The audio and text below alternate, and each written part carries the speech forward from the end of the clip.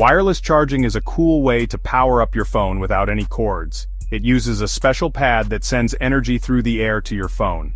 This magic happens because of something called electromagnetic induction. Don't worry, it's much simpler than it sounds. Basically, electricity flowing through a coil in the charging pad creates a magnetic field.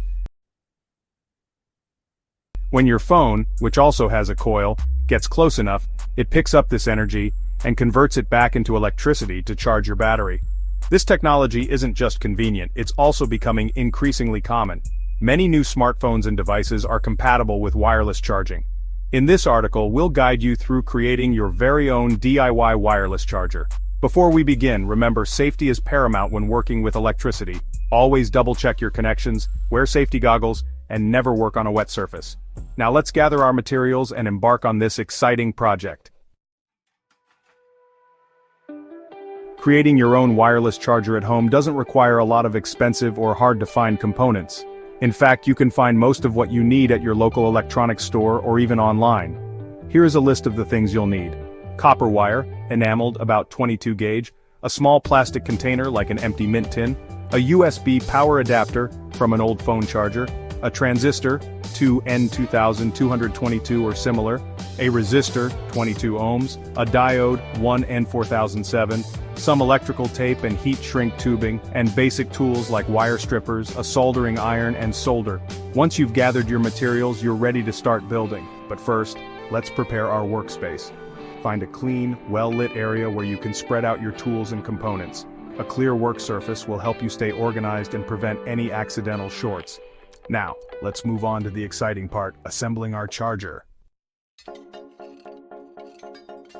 The first step is creating the transmitter coil, which will be housed inside your plastic container.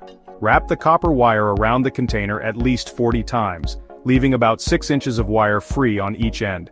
Secure the coil to the container with tape. Next, strip the insulation off the ends of the wire to expose the bare copper. Now let's assemble the circuit. Connect the positive wire of your USB cable to the collector leg of your transistor. Connect the emitter leg of the transistor to the positive end of your coil. Connect the negative end of the coil to the shorter leg of the diode. Connect the longer leg of the diode to the negative wire of your USB cable. Finally, connect the resistor between the transistor's base leg and the positive wire of your USB cable.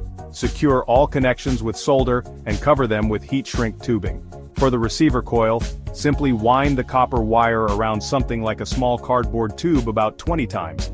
Leave some free wire on each end, strip the insulation, and connect the ends to the positive and negative terminals of your phone's battery.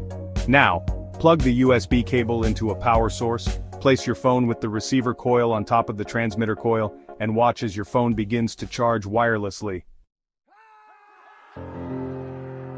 Congratulations, you've just built your own wireless charger. It may seem like magic, but it's really just a clever application of basic electronics. While this DIY charger may not be as powerful or efficient as commercially available ones, it's a fun and rewarding project that demonstrates the principles of wireless charging in action. Remember to experiment with different coil sizes and configurations to see how it affects the charging distance and speed. As you delve further into the world of electronics, you'll discover endless possibilities for innovation and creativity. So go ahead, explore, experiment, and most importantly, have fun while charging into the future.